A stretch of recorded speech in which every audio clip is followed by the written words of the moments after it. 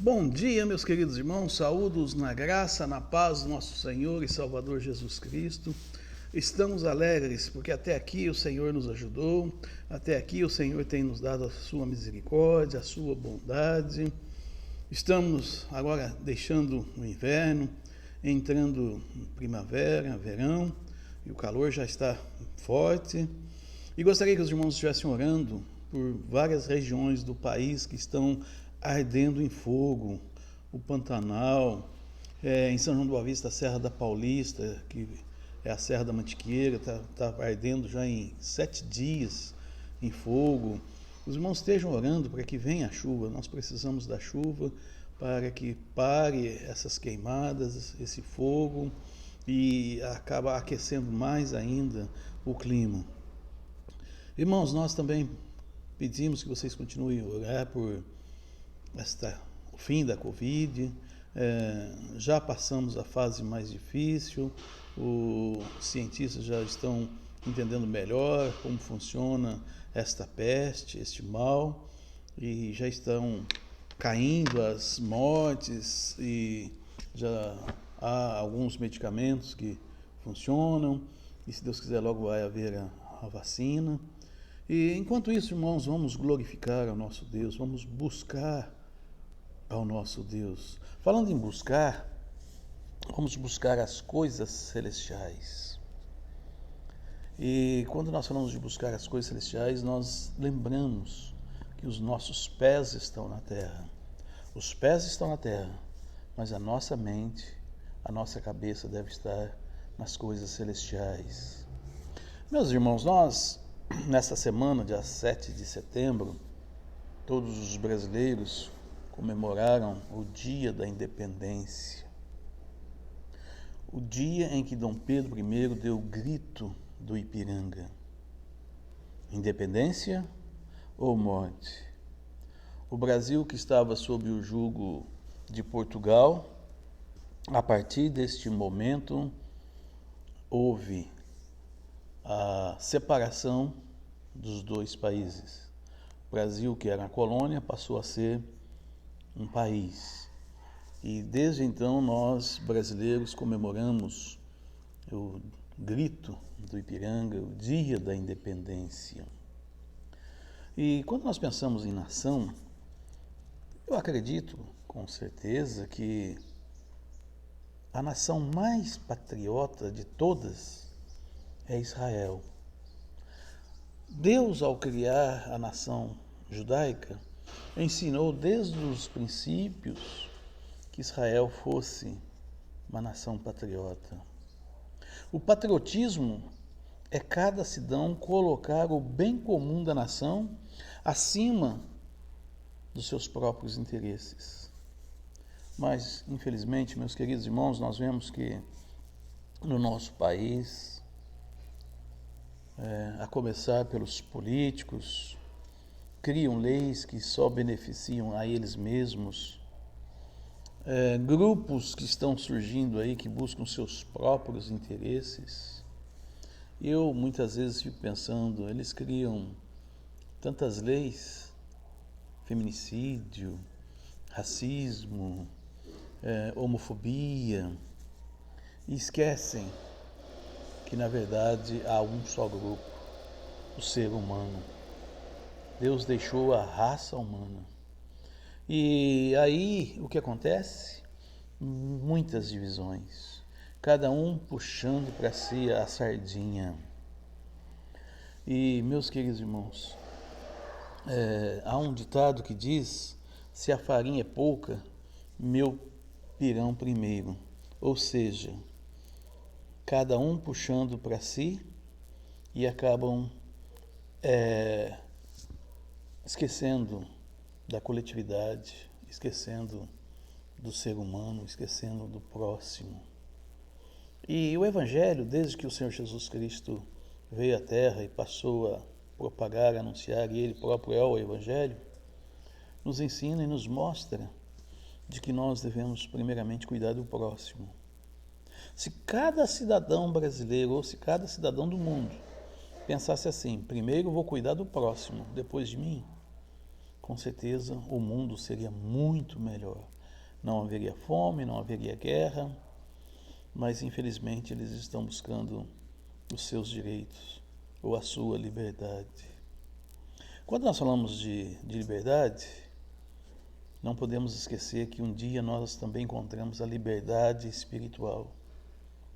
Um dia, quando nós encontramos o Senhor Jesus Cristo e por Ele nós fomos salvos dos nossos pecados, fomos libertos do jugo de Satanás, passamos a viver uma vida em novidade e temos, assim, de ir deixando o viver do mundo. Eu sei, eu sou humano, eu vivo nesse mundo, sei das dificuldades que é nós sermos cidadãos dos céus e estar aqui nesse mundo. E a própria palavra nos ensina que nós devemos respeitar as autoridades constituídas. Desculpa, irmãos. Desde que as leis que as autoridades colocam não sejam contra os princípios da palavra de Deus. No versículo 7 nós encontramos: mas agora despojai-vos de tudo. A orientação do apóstolo Paulo à igreja de Colossos é de que, a partir do momento que nós temos Cristo em nossos corações, nós vamos trabalhando. Isso chama um processo de santificação. Já falamos muitas vezes que a salvação é ato, ou seja, a partir do momento que eu creio em Jesus, eu sou salvo. Mas a santificação é um ato contínuo, dia a dia, dia a dia. E despojando. Eu estou falando aqui de Colossenses capítulo 3, nós vamos ler dos versículos 1 e 4, mas vamos citar alguns outros versos. Diz o seguinte: portanto, se já ressuscitastes com Cristo, buscai as coisas que são de cima, onde Cristo está assentado à destra de Deus. Pensai nas coisas que são de cima e não nas que são da terra, porque já estáis mortos e a vossa vida está escondida com Cristo em Deus. Quando Cristo, que é a nossa vida, se manifestar, então também vós vos manifestareis com Ele em glória. Mortificai, pois, os vossos membros que estão sobre a terra: a prostituição, a impureza, o apetite desordenado, a vil concupiscência e a avareza, que é a idolatria. Eu li até o versículo 5, irmãos, porque esse texto é muito interessante. Quando eu preparava a mensagem, eu quis diminuir a leitura dos versos, mas não tem como nós não vermos. Eu gostaria que você, na sua casa, lesse Colossenses 3, capítulo 4, para entendermos melhor o que o apóstolo Paulo está falando em relação a nós sermos cidadãos do céu. E algo que me chamou muita atenção aqui é no versículo 4, quando Cristo, que é a nossa vida, se manifestar. Veja que também lá em Gálatas 2:20, o apóstolo Paulo diz: já estou crucificado com Cristo, logo não vivo mais eu, mas Cristo vive em mim. E agora nós vemos esta passagem, que Cristo é a nossa vida. Ou seja, em outras palavras, nós, a partir de agora, salvos, remidos, lavados por Jesus Cristo, não podemos mais viver a nossa vida. A nossa vida não pertence mais a nós, mas devemos viver a vida de Cristo, a vida que Cristo nos dá. Mas voltando aqui, e para viver essa vida, nós temos que despojar de tudo deste mundo. O versículo 10 diz: e vos vestistes do novo. Novo qual é? A vida a qual Cristo nos propõe. Buscai as coisas que são de cima, onde Cristo está. Somos brasileiros e não há nada de errado em manifestar e buscar o melhor para a nossa pátria. Aliás, é um dever de todo cidadão. Porém, quanto à nossa decisão tomamos de negar este mundo e seguir a Cristo é uma realidade em nossa vida. Deixar o velho homem e se tornar um cidadão do céu. Irmãos, que nós possamos pensar sobre esta decisão, porque ela é muito séria. Eu vejo muitas vezes muitos brincando de crente. Vivem uma vida aqui na terra de mau exemplo, mau testemunho. Agem como se Cristo não vai voltar. Me perdoe dizer, até parecem que são piores do que as pessoas do mundo, pela sua atitude, pelo seu mau caratismo. E esquecem que foram transformados e regenerados e que o preço pago pela salvação é um preço altíssimo. Portanto, nós devemos olhar para as nossas vidas e entendermos que estamos aqui na terra e não tem como nós sairmos daqui enquanto não formos arrebatados ou a morte nos levar, mas devemos agir como cidadãos honrados, dignos. É verdade, temos as nossas faltas, temos os nossos erros, mas isto são atitudes que acontecem esporadicamente. Vamos dizer, quando a gente dá um escorregão, você sai pela rua, você escorrega todo dia? Você vive andando pelas calçadas escorregando? Você sai de carro batendo num, batendo no outro, batendo no outro, batendo no outro? Não. A gente escorrega numa casca de banana ou alguma outra coisa, de vez em quando, infortuitamente. Uma vez estava a Rosângela e eu, nós estávamos em São João do Boa Vista, nós fomos atravessar uma rua e eu pisei numa casca de banana, quase caí debaixo do carro. E eu rapidamente levantei, olhando se ninguém tinha visto, e a Rosângela caiu numa risada, porque se alguém não viu, acabou vendo pela risada da Rosângela. Então, escorregar é uma coisa esporádica.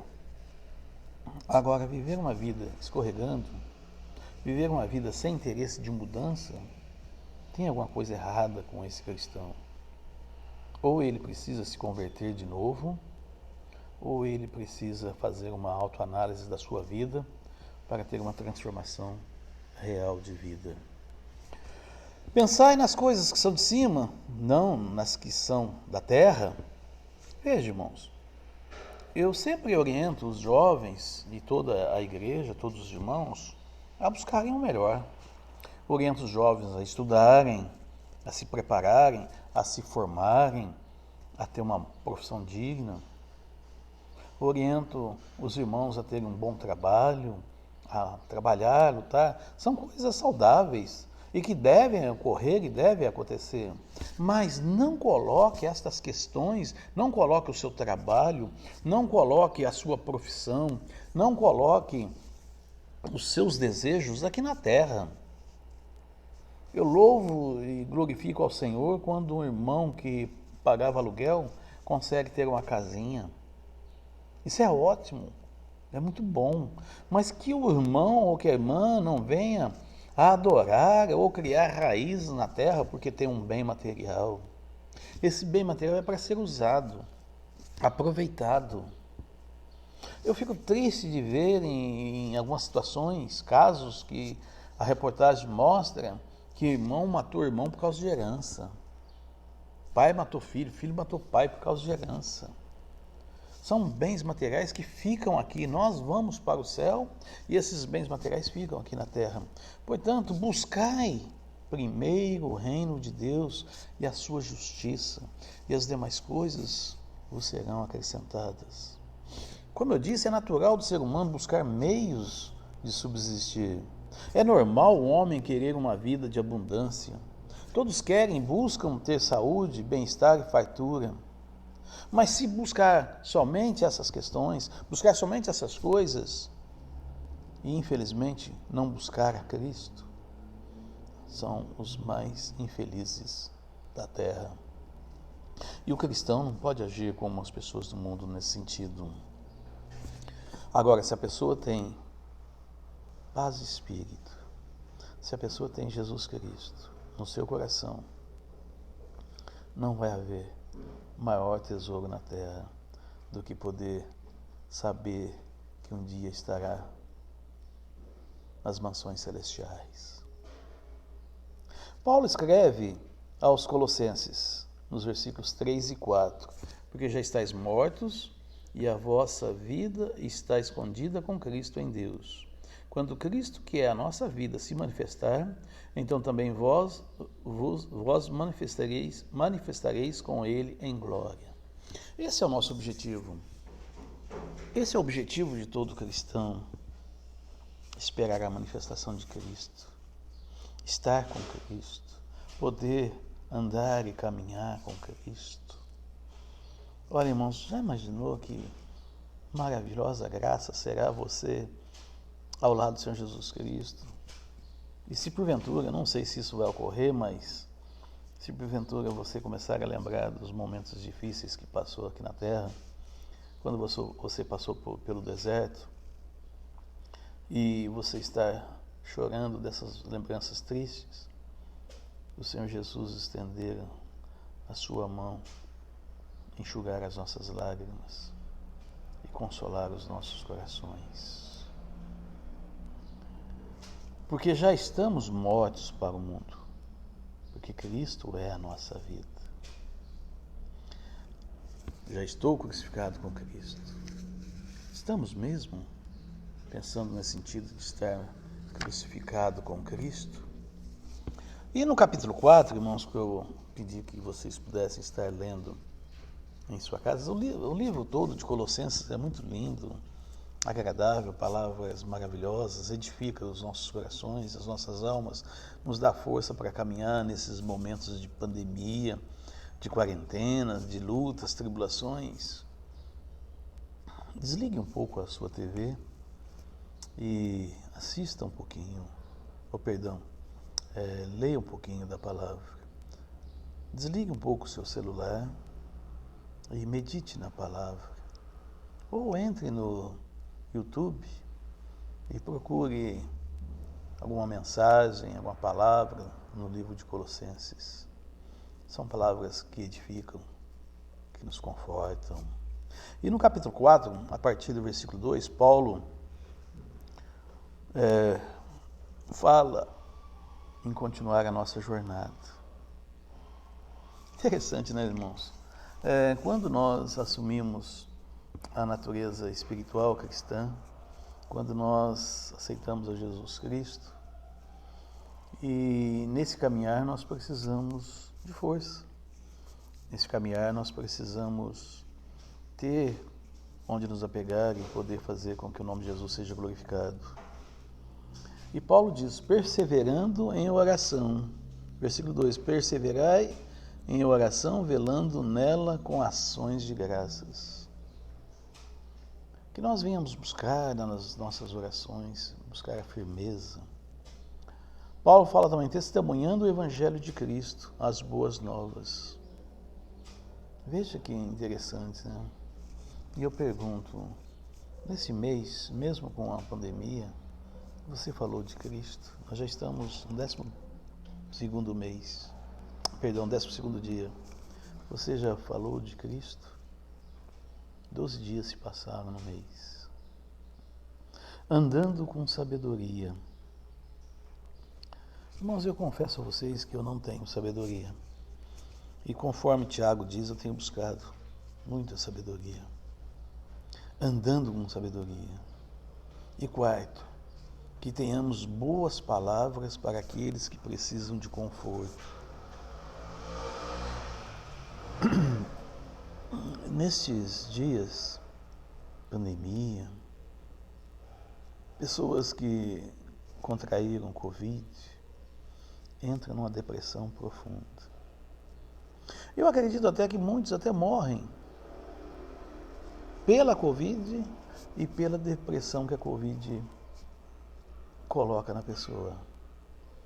E é um momento de nós trazermos uma palavra de conforto. Se você tem medo da Covid, porque alguma pessoa está com Covid, diga a ela, você quer que eu vá ao supermercado para você? Você quer que eu faça alguma coisa para você? Mantenha a distância, mantenha o cuidado.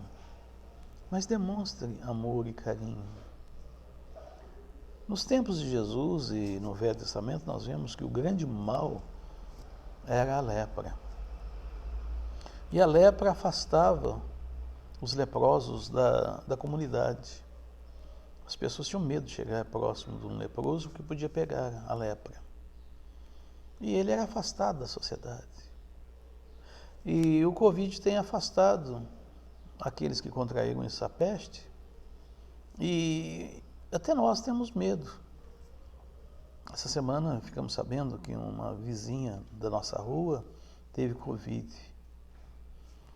E nós estávamos fazendo limpeza na igreja, ela desceu para ir no supermercado. E houve aquele comentário, ela não devia ter saído. Ela não devia ter ido ao supermercado estando com Covid. Mas eu fiquei pensando, eu sabia que ela tinha contraído Covid, mas eu não fui na casa dela, ou de longe, ou ligar. Eu podia arrumar o telefone dela e dizer, olha, você precisa de alguma coisa? Você quer que eu vou no supermercado para você? Você quer que eu faça alguma coisa para você ou por você? Por quê? Porque a gente fica com medo também de pegar o Covid. Eu sei, irmãos, é perigoso. É uma doença maldosa. Já matou mais de 120 mil pessoas. Mais de 120 mil pessoas. Mas e nós, como cristãos? Temos uma boa palavra para essas pessoas? Este deve ser o nosso modo simples do viver cristão aqui na terra, irmãos. Sempre em oração, na igreja, em casa.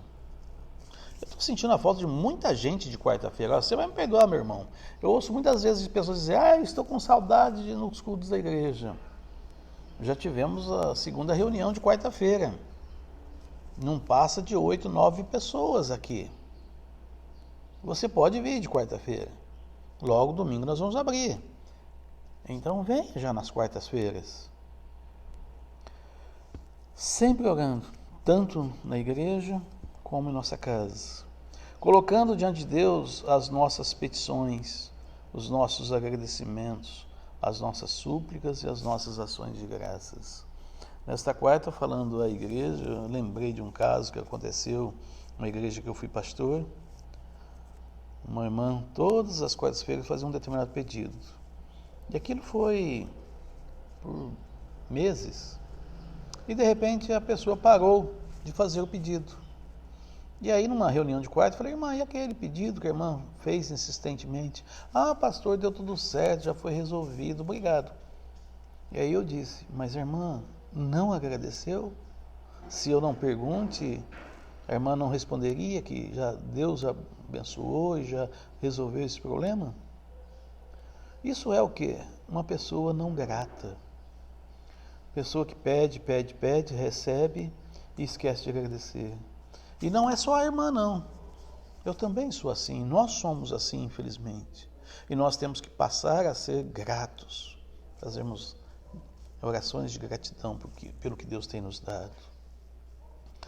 Anunciando a mensagem da graça salvadora de Jesus Cristo. Como eu disse, já se foram 12 dias do mês. E a pergunta é, você falou Jesus para alguém? Você mandou uma mensagem no seu celular para alguém que não conhece o Evangelho? Alguém que você ama, ou não conhece, ou não ama? Mas já imaginou quantas pessoas que você ama, que morrendo vão para o inferno, porque você não falou de Jesus Cristo? O que no Velho Testamento, para os reis e para os profetas, era um mistério, agora, irmãos, nos dias atuais, desde a vinda do nosso Senhor Jesus Cristo, quando ele nasceu de Maria, cumpriu o ministério, deu a sua vida na cruz, ao terceiro dia foi ressuscitado, nós podemos pregar a mensagem do Evangelho, as boas novas. Fazendo assim do nosso andar com sabedoria, o próprio Tiago já nos diz, se você não tem sabedoria, peça a Deus, que Ele vai dar liberalmente. Como eu falei a vocês, eu tenho orado muito, pedindo a Deus que Deus me dê sabedoria. eu entendo que falta muita sabedoria para mim. E é fundamental usarmos de palavras brandas, temperadas com sal. Que a nossa palavra seja sim, sim e não, não. Eu sei, é difícil, eu sou pastor e muitas vezes uma pessoa ou outra vem fazer um pedido para mim. Eu vejo que aquele pedido não é muito correto, não é muito certo. E aí a gente quer fazer, média ou um jogo de cintura. E aí a gente acaba fazendo o que não é correto perante a palavra de Deus para não magoar a pessoa.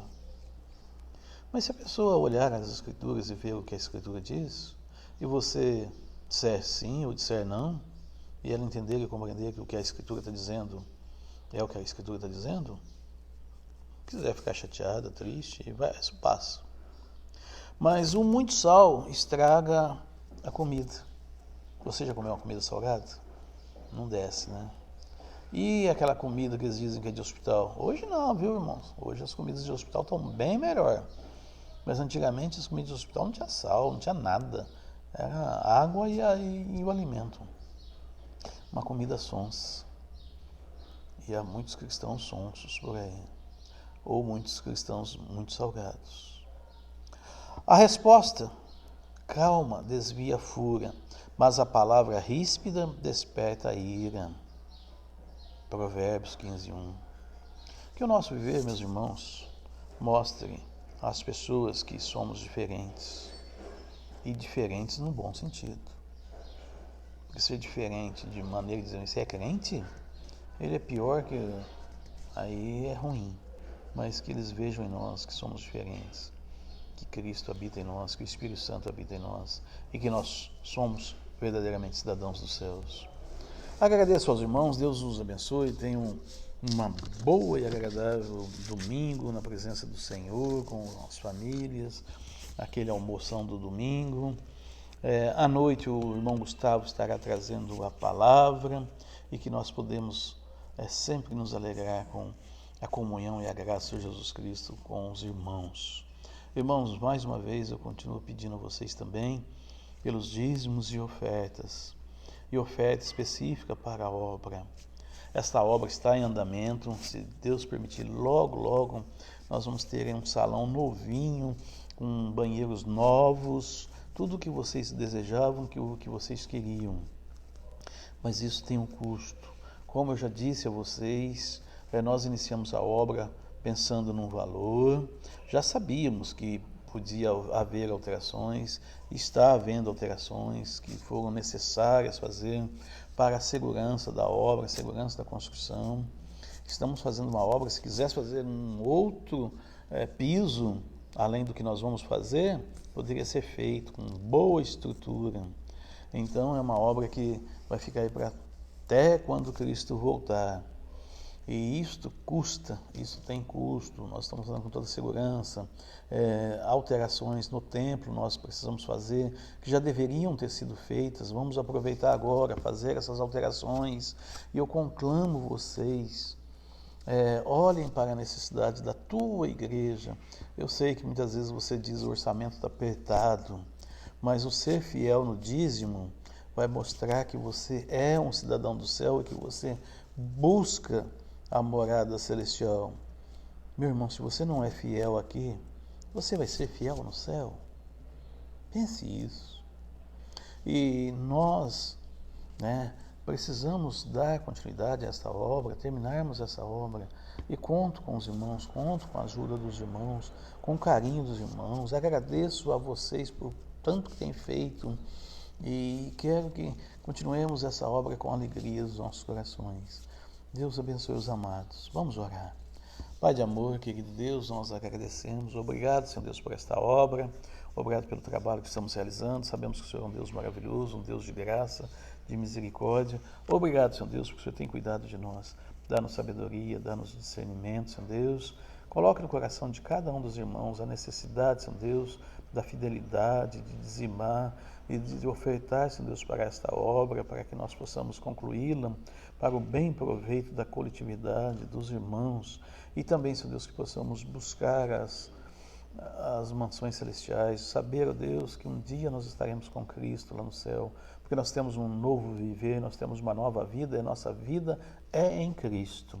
Obrigado a Deus pela vida dos irmãos, esteja nos seus lares, dando graça, misericórdia, fortalecendo os seus espíritos. Nós agradecemos, nós oramos no nome de Jesus. Amém, Senhor.